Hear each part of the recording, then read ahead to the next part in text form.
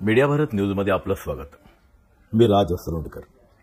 महाराष्ट्राच्या राजकारणामध्ये आज जी मोठी चर्चा सुरू आहे ती ही आहे की महाविकास आघाडी आणि वंचित बहुजन आघाडी यांचं नेमकं काय होणार। आज सुद्धा महाविकास आघाडीची बैठक होती। वंचित बहुजन आघाडीचे प्रवक्ते कळवतात की महाविकास आघाडीची बैठक आहे, परंतु ॲडव्होकेट प्रकाश आंबेडकर जे वंचित बहुजन आघाडीचे सर्वेसर्वा आहेत तर त्यांनी असा खुलासा केलाय पत्रकारांसमोर की ही महाविकास आघाडीची बैठक नव्हती, तर उद्धव ठाकरे, शरद पवार आणि बाळासाहेब थोरात आणि ते अशा काही मोजक्या लोकांची ही बैठक होती।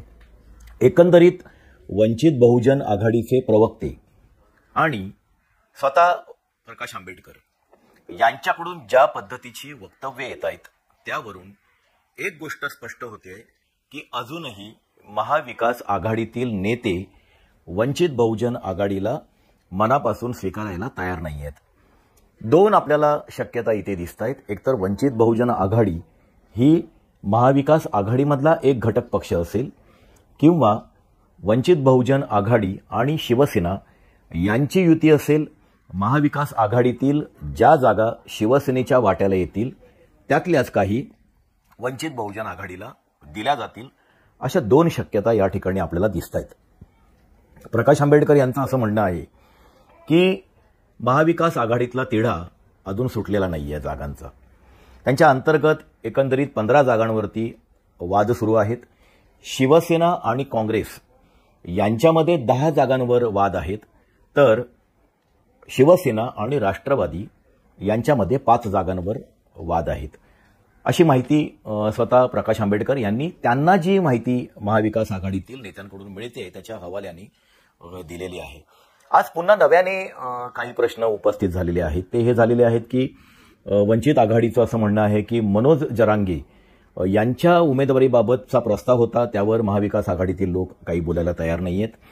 ओबीसींना 19 जागांपैकी किमान 15 उमेदवार हे ओबीसीतील असायला हवेत असा एक प्रस्ताव आहे वंचित बहुजन आघाडीचा, परंतु त्यावर सुद्धा महाविकास आघाडी काही बोलायला तयार नाहीये। जे महाविकास आघाडीतील घटक पक्ष आहेत त्यांनी निवडणुकीपूर्वी किंवा निवडणुकीच्या नंतर आम्ही भारतीय जनता पार्टीसोबत जाणार नाही अशा प्रकारचं लेखी आश्वासन द्यावं, त्यावरही महाविकास आघाडीतील नेते हे मौन बाळगून आहेत असा सुद्धा वंचित बहुजन आघाडीचा आरोप आहे। गडबड काय दिसतेय की महाविकास आघाडीची आपली एक तयारी सुरू आहे आणि महाविकास आघाडीमध्ये नेमकं काय सुरू आहे हे महाविकास आघाडीतील 3 जे घटक पक्ष आहेत, शिवसेना, काँग्रेस आणि राष्ट्रवादी, या 3 पक्षांचे जे प्रमुख नेते आहेत ते त्या आघाडीतली नेमकी चर्चा काय सुरू आहे, कुठवर आलेली आहे, कोणत्या जागा कोणाला जाणार आहेत याबद्दल कुठलीही वाच्यता स्पष्टपणे करत नाहीयेत। परंतु वंचित बहुजन आघाडीचे नेते हे बैठकांना गेल्यानंतर त्या बैठकांमध्ये नेमकं काय झालं, काय सुरू आहे हे पटकन माध्यमांसमोर येऊन सांगत आहेत। महाविकास आघाडीचा हा सुद्धा एक अडचणीचा मुद्दा आहे का, ते त्यांना वंचित बहुजन आघाडीला सोबत घेणं हे महाविकास आघाडीला अवघड जागेवरचं दुखणं वाटतंय का, हा सुद्धा एक मोठा विषय आहे।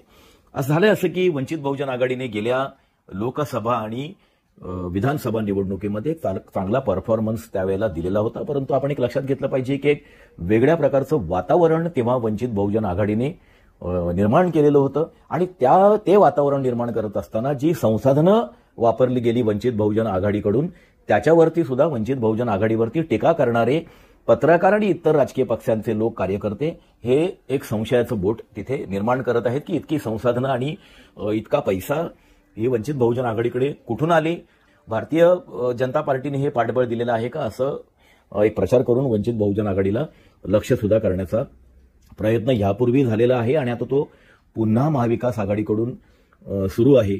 वंचित बहुजन आघाडीच्या समर्थकांचं असं म्हणणं आहे की महाविकास आघाडीचे लोक थेट काही बोलत नसले तरी निखिल वागळे किंवा असे काही पत्रकार आहेत जे वंचित बहुजन आघाडीला लक्ष्य करतायत। आज प्रकाश आंबेडकर यांनी पत्रकारांशी बोलताना आम्हाला लक्ष्य करू नका, सतावू नका, आम्ही त्या महाविकास आघाडीचा अजून एक महत्वाचा भाग नाही आहोत, महाविकास आघाडीमध्ये जागांचा अंतर्गत तिढा आहे आणि तो सुटल्याशिवाय आमचा रोल सुरू होत नाही असं प्रकाश आंबेडकरांनी म्हटलेलं आहे। त्यामुळे जी काही चर्चा सुरू आहे, जो काही सगळा खोळंबा सुरू आहे त्यामध्ये वंचित बहुजन आघाडीचा कुठलाही रोल नाही। ज्या वेळेला महाविकास आघाडीच्या जागांचा तिढा सुटेल त्यानंतर आम्ही आमची भूमिका स्पष्ट करू, कारण आमच्या वाट्याला नेमकं काय येतं आहे, किती जागा येत आहेत, या सगळ्यावरती मग पुढच्या भूमिका ठरतील.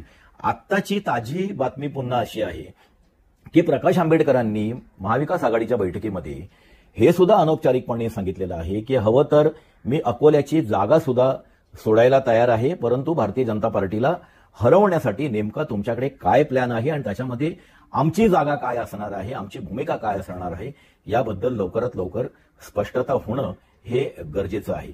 नेमका काय हा सगळा खेळ आहे तो लक्षात घ्यायला हवा आपण, कारण राजकारण म्हटलं की त्याला खूप सारे बारीक सारीक कंगोरे असतात. फार ढोबळपणे राजकारणाकडे बघून आपल्याला चालत नाही. असं दिसतंय की महाविकास आघाडीला वंचित बहुजन आघाडी ही सोबत हवी आहे, परंतु वंचित बहुजन आघाडीची राजकारण करण्याची जी पद्धत आहे ती बहुधा महाविकास आघाडीमधले जे सगळे मुरब्बी सगळे नेते आहेत आणि त्यांचं बंद मुठ्ठी ठेवून राजकारण करण्याची जी पद्धत आहे त्याला कुठेतरी वंचित बहुजन आघाडीच्या राजकारण करायच्या पद्धतीमुळे धक्का लागतोय, असं सुद्धा एक चित्र दिसतंय. कारण वंचित बहुजन आघाडीचे नेते हे झालेल्या बैठकीबद्दल सगळ्या गोष्टी बाहेर बोलतायत. आता इथे वंचित बहुजन आघाडीची बाजू आपण समजून घेणं गरजेचं आहे की वंचित बहुजन आघाडीच्या नेत्यांना मुळामध्ये ही सुद्धा एक शंका असणं स्वाभाविक आहे की आपली ताकद तर महाविकास आघाडीच्या पाठीमागे उभी राहील, आपला जो पाठीमागे असलेला समाज आहे, आपला जो मतदार आहे तो भारतीय जनता पार्टीला हरवण्यासाठी आणि एकूणच जी हुकुमशाही भारतामध्ये येऊ पाहते आहे ती रोखण्यासाठी महाविकास आघाडीच्या पाठीशी उभा राहील तो मतदार. परंतु महाविकास आघाडीचा जो मतदार आहे, शिवसेनेचा मतदार आहे किंवा राष्ट्रवादीचा, काँग्रेसचा जो मतदार आहे तो वंचित बहुजन आघाडीच्या उमेदवारांच्या मागे उभा राहील का, ही खरं म्हणजे एक शंका आहे आणि ती रास्त सुद्धा आहे. त्यामुळे उद्या जर काही जागा वंचित बहुजन आघाडीच्या वाट्याला जरी आल्या तरी प्रत्यक्षामध्ये एक आघाडी म्हणून किंवा एक एकजूट म्हणून या सगळ्या राजकारणाचा वंचित बहुजन आघाडीला प्रात्यक्षिक जो फायदा आहे तो कितपत होणार आहे, ही एक रास्त शंका वंचित बहुजन आघाडीच्या नेत्यांना आहे आणि ती स्वाभाविक आहे. असा सगळा हा गुंतागुंतीचा खेळ आहे.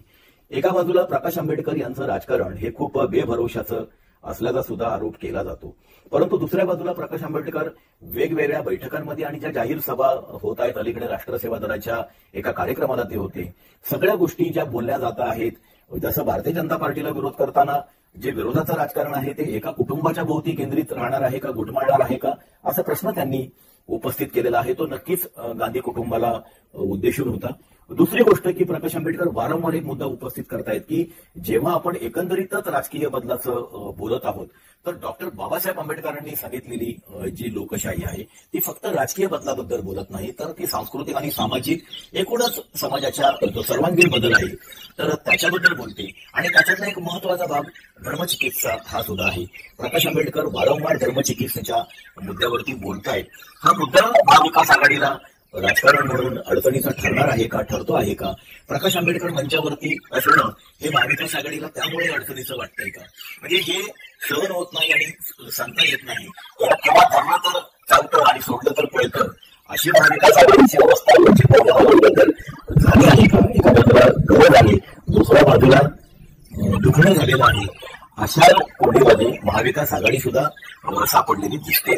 दुसऱ्या बाजूला वंचित बहुजन आघाडीचं या सगळ्या राजकारणामध्ये फार काही नुकसान आहे किंवा आता सध्या ही आघाडी खूप फॉर्मात आहे. स्वतंत्रपणे जर म्हणली तर खूप साऱ्या जागा वंचित बहुजन आघाडी घेऊ शकेल अशी सध्या तरी तितकं कागदीचं चित्र दिसत नाहीये. परंतु वंचित बहुजन आघाडी वेळेकाळापणा करत नाहीये हे तितकंच एक सत्य आहे. कारण भागाभागामध्ये वंचित बहुजन आघाडीचे कार्यकर्त्यांचे मेळावे सुरू आहेत.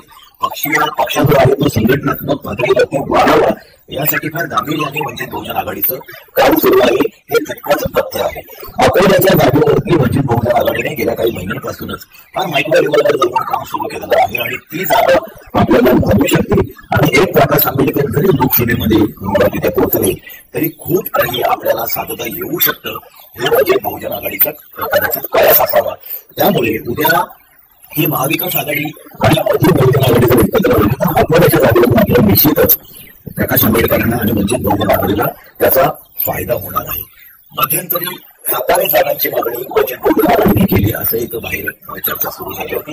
त्यावरती त्या आघाडीने असा खुलासा केला होता की आम्ही 27 जागांवरती जी तयारी केलेली आहे आमच्या स्वतंत्रपणा लढल्यानंतर ती त्या जागांची माहिती आम्ही महाविकास आघाडीला दिली. परंतु त्याच्यामध्ये चर्चा सुरू असताना आमच्या या जागांवरती सुद्धा आम्ही तयारी केलेली आहे. मग ती जिंकून यायची असो किंवा फाईल दिल्याची असो किंवा ती महाविकास आघाडीला ओळख ठरेल अशी असो, असा सुद्धा त्याच्यामध्ये अंदाज असू शकतो.